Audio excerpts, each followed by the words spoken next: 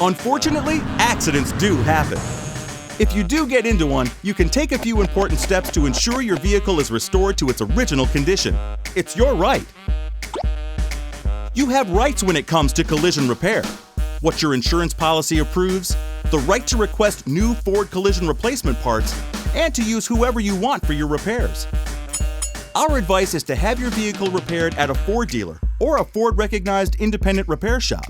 Doing so helps ensure you receive the right parts designed for your vehicle. Be sure to get a written, itemized estimate of all repairs before allowing any work to be done. And if you have any problems with the repair, you also have the right to have the work redone. When you purchased your new Ford vehicle, you bought an original. You can keep it original by ensuring that your insurance company covers using original Ford replacement parts.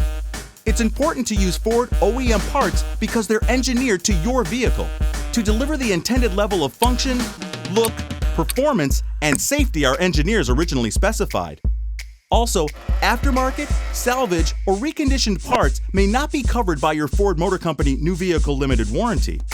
Plus, they'll fit and look as they did when they left the factory, and is backed by a Ford warranty. Not necessarily.